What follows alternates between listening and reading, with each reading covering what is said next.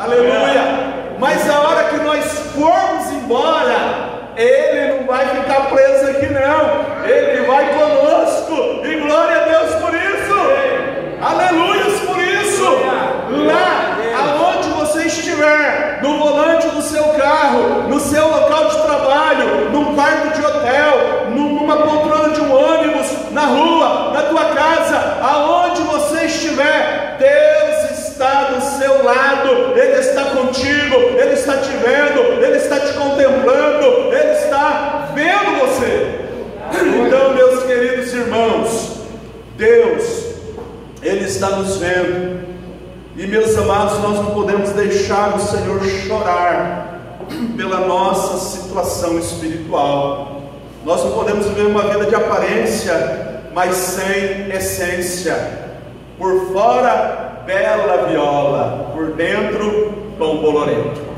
Tome cuidado, meu irmão. Deus nos contempla, Deus está conosco, e Ele quer que nós tenhamos uma intimidade mais profunda com Ele. Deus quer que a gente viva o que a gente prega, e que a gente prega o que a gente vive.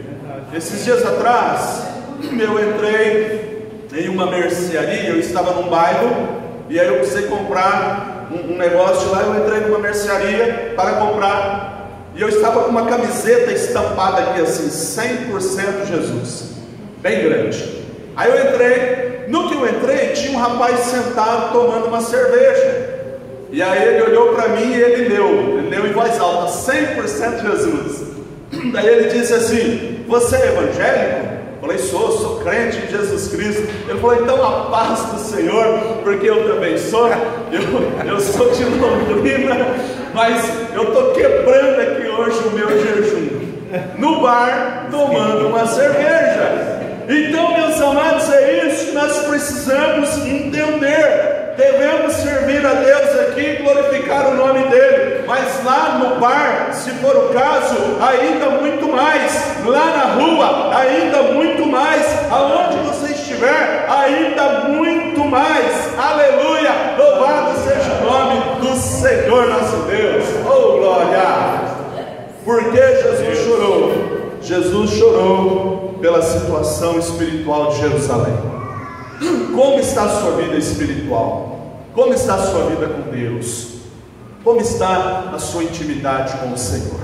Segundo motivo pelo qual Jesus chorou. Jesus chorou, irmãos, pela ingratidão de Jerusalém. Pela ingratidão. Versículos 37 e 38 do texto que nós lemos, diz assim, ó: e quando já chegava perto da descida do Monte das Oliveiras, toda a multidão dos discípulos, regozijando-se, começou a dar louvores a Deus em alta voz, por todas as maravilhas que tinham visto, dizendo: bendito o Rei que vem em nome do Senhor, paz no céu e glória nas alturas. Querido, Jesus está entrando em Jerusalém, e uma multidão está acompanhando Jesus. Mas, irmãos, uma coisa que me chama a atenção é que Atos capítulo de número 1, quando Jesus, irmãos, está subindo assunto ao céu, ele diz aos discípulos para irem para o cenáculo e ficarem lá, até que do alto fossem cheios de poder. E a Bíblia diz, irmãos, que era quase 120 pessoas. Ué, uma grande multidão aqui e agora só 120, quase 120. Irmãos, se a gente olhar assim de forma bem humana, né? Até parece que, olhando de forma humana, parece que o ministério de Jesus não foi tão frutífero. Ele ficou 3 anos e agora termina o ministério, 120 pessoas crentes. Então, amados, estou olhando dizendo, se formos analisar de forma humana, tá bom? Queridos irmãos, Jesus chora pela ingratidão de Jerusalém. Como assim, pastor?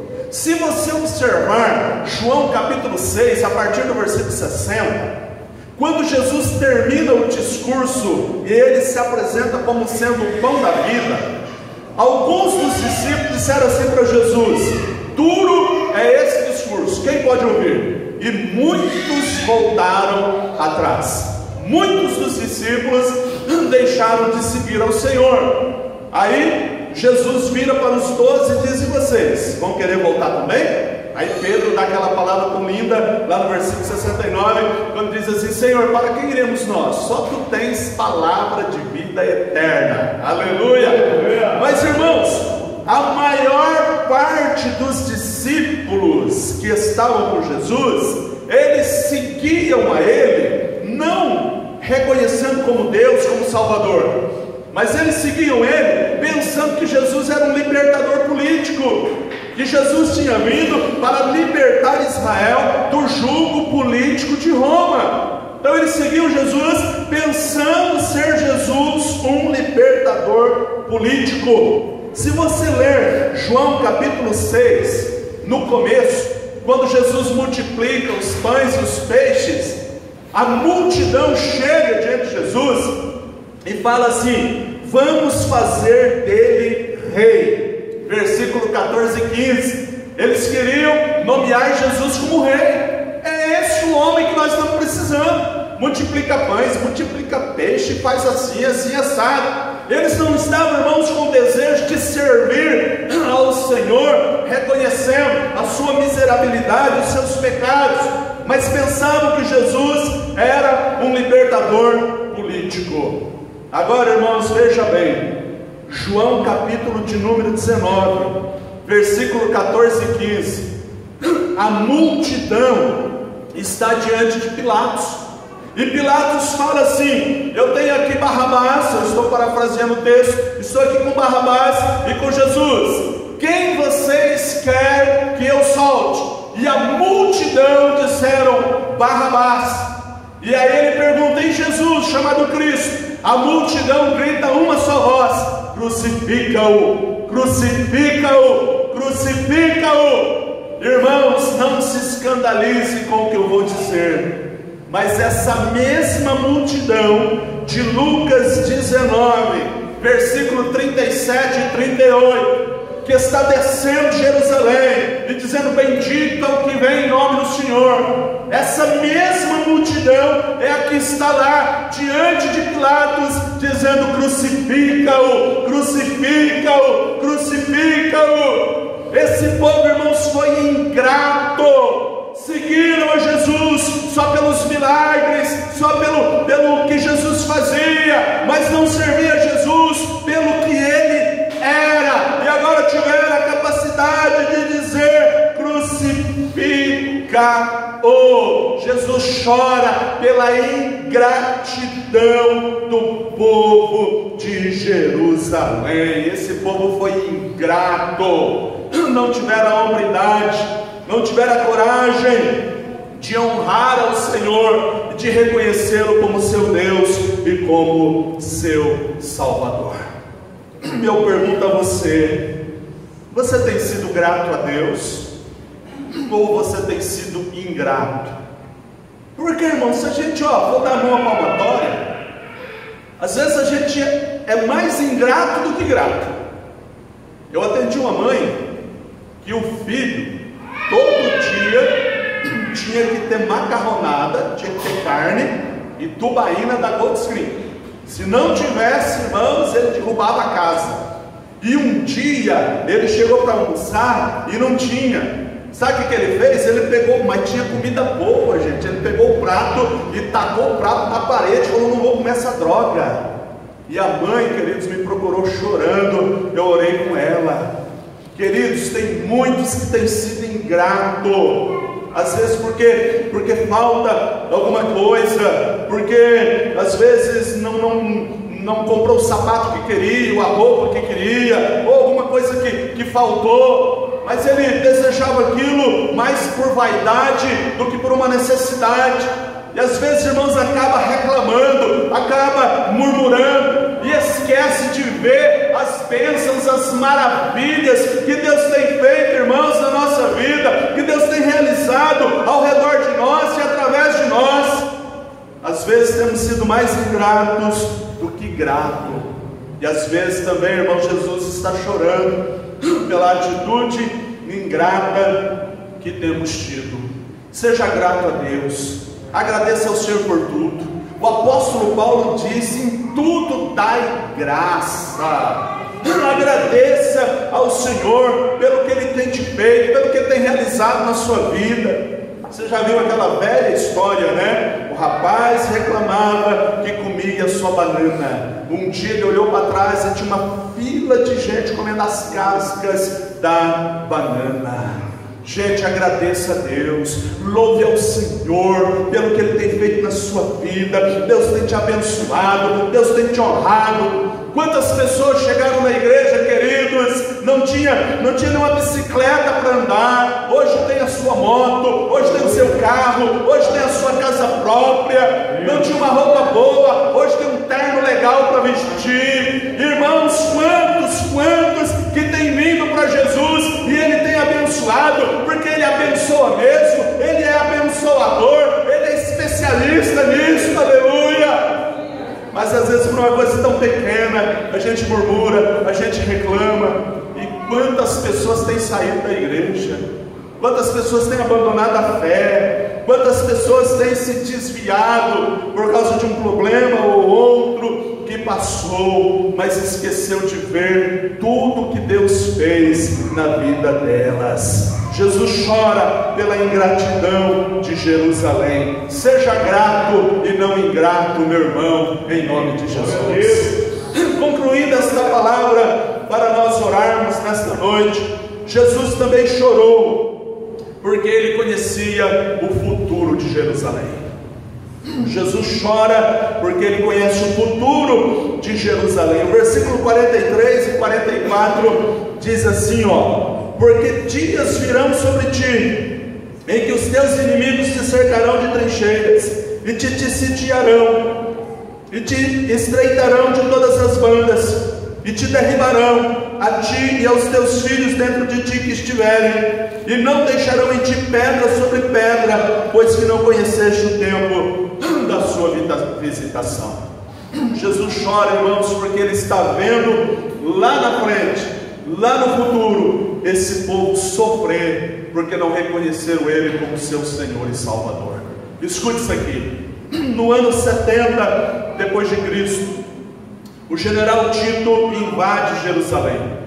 Irmãos, Tito com o seu exército, ele massacrou todos os moradores de Jerusalém. Mais de 1 milhão de judeus foram mortos. Ele trucidou a nação judaica no ano 70 depois de Cristo. Irmãos, passaram-se 62 anos, e no ano 132 depois de Cristo, um judeu chamado Ben Koshiba, Ben filho Koshiba estrela, ele se autodenominou Messias. Ele disse que ele era o Cristo, e ele conseguiu, irmãos, arregimentar um grande número de judeus ao seu lado, e eles declararam guerra contra o Império Romano. O imperador Vespasiano mandou para lá o general Júlio Severo. Júlio Severo, queridos, foi com um exército, e eles entram em Jerusalém sem misericórdia. Guarda isso na sua cabeça. No ano 132, todos que estavam em Jerusalém foram mortos. Quem conseguiu fugir, fugiu, mas quem ficou, todos foram mortos. Se você tem a Bíblia de Estudo Thompson, lá no final, na área de arqueologia, tem a história de Massadas. Leia essa história. É uma história triste, é uma história que nos comove.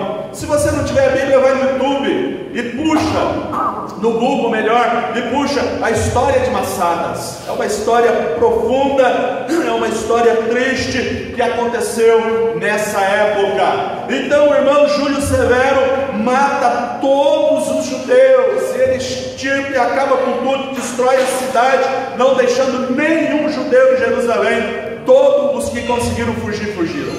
Irmãos, acontece aqui a chamada diáspora judaica, a fuga dos judeus, e nessa época a grande maioria se concentrou na região da Tchecoslováquia, da Polônia, da Alemanha. E o que aconteceu em 1945, você conhece muito bem, na Segunda Guerra Mundial. Hitler se levanta mais uma vez contra a comunidade judaica na Europa. Irmãos, pelo menos 6 milhões de judeus foram mortos covardemente. Existem vários filmes que relatam essa história.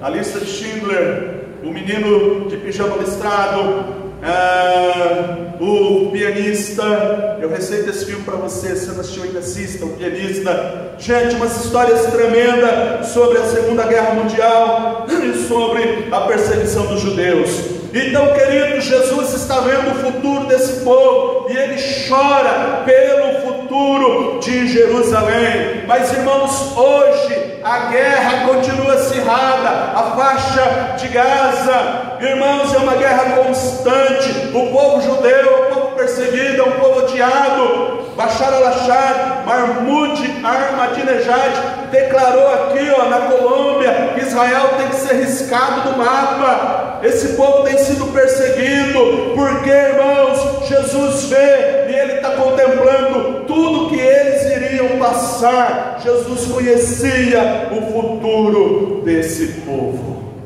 Queridos, Jesus conhece o passado, o presente e o futuro. Jesus conhece o nosso futuro. Será que Jesus também, irmãos, não está chorando por conhecer o nosso futuro? Queridos, tem pessoas que estão enganadas dentro da igreja. Tem pessoas que estão dentro da igreja e estão totalmente enganadas, queridos. Servir a Deus e continuar uma vida de prostituição. Eu estou dizendo igreja está no sentido geral da igreja na terra. Servir a Deus e continuar uma vida de prostituição, servir a Deus e continuar bebendo, continuar mentindo, continuar adulterando, continuar no pecado. Essas pessoas, queridos, estão totalmente enganadas. E Jesus conhece o futuro, Ele sabe do futuro dessas pessoas. Jesus disse: naquele dia muitos vão me dizer: Senhor, Senhor, não fizemos isso, aquilo outro. E Jesus vai dizer: apartai-vos de mim, não os conheço. Pode ficar de fora. Queridos, pensemos nisso. Como está a sua vida espiritual? Como está a sua vida com Deus? Como você tem agido diante de Deus? Você tem vivido uma vida de temor, uma vida de santificação? Você tem buscado a Deus, a graça de Deus a cada dia para a sua vida? Você almeja o céu? Você almeja a salvação? Você almeja andar em ruas de ouro? Siga firme neste propósito. E Jesus não venha chorar por conhecer o nosso futuro, mas que Ele venha se alegrar por saber que um dia nós vamos estar com Ele. Fiquemos de pé, queridos.